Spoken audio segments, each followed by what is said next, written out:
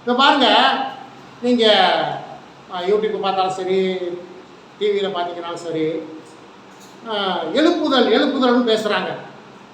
எழுப்புதல்னு பேசுகிறாங்க. உலகம் இங்கே எழுப்புதல் வரும்.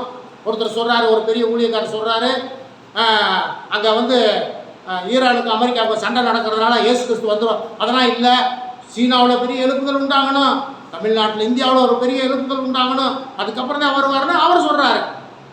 ஆனால் உண்மையிலே எழுப்புதல் உண்டாயிடுச்சு தெரியுமா? எழுப்புதல் உண்டாயிடுச்சு தெரியுமா? அது என்ன எழுப்புதல்னு கேட்குறீங்களா? என்ன எழுப்புதல்னு கேட்குறீங்களா? பெரிய பெரிய கட்டடங்கள் எழும்பி இருக்குது. பெரிய பெரிய கட்டடம் எழும்பி இருக்கு. வேற யாரும் இல்லை, எல்லா ஆவிக்குரிய கிறிஸ்தவம் சொல்றவங்க பூரா கட்டடத்திலே காசை கொட்டிக்கிட்டு இருக்கான், கோடிக்கணக்கில். சென்னையில் ஒருத்தர் சொல்றாரு, பெரிய தீர்க்கதரிசியா அவர் சொல்றாரு, கிட்டத்தட்ட ஒரு 10 வருஷமா கட்டிக்கிட்டே இருக்காரு. ஆனால் தலைப்பில் டிவியில் என்ன போடுவா தெரியுமா? மனம் திரும்புங்கள், பல்லவ ராஜ்யம் சமீபமாக இருக்கிறது அப்படின்னு போடுவார். கீழே போடுவார், இந்த கட்டட பணிக்காக பணம் அனுப்புங்கள் போடுவார்.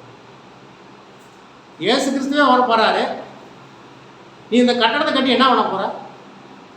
அப்போ எழும்பிருச்சு எழுப்புதல், பெரிய எழுப்புதல், பயங்கரமான எழுப்புதல். எங்கே பார்த்தாலும் பெரிய பெரிய கட்டடம், காரு பங்களா பெருசு பெருசாக கட்டுறாங்க. ஆனால் விசுவாசி எப்படி இருக்கான்? விசுவாசி எப்படி இருக்கான்? சபை என்று சொல்லுகிற விசுவாசி எப்படி இருக்கான்? அப்படியே தான் இருக்கு. சபை என்று சொல்லக்கூடிய விசுவாசி எப்படி இருக்கான்? அப்படியே இருக்கிறான்.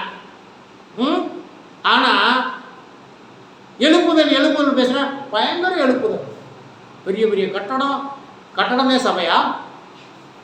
இப்போ சபை அது சபையாரு? கர்த்தருடைய வசனத்தின் நடக்கிறவன் தான் சபை, அவன் தான் சபை. அப்ப இந்த சபைக்கு உண்டானதை செய்யலையே, கொட்டுறேன் கட்டடத்தில், கொட்டுறேன் காசை, கொட்டுறேன் பெரிய பெரிய கட்டடம், காரு பங்களா. ரைட், கர்த்தர் ஸ்தோத்திரம்னா அதனால சொல்றேன், எழுப்புதல் உண்டாயிற்று. கர்த்தர் ஸ்தோத்திரம். கர்த்தர் தாமே. கர்த்தருடைய பிள்ளைகளே, இந்த கேட்குற கர்த்தருடைய பிள்ளைகள், நீங்கள் கவனமாக இருங்க. நீங்கள் மற்றவங்கள பார்க்காதீங்க.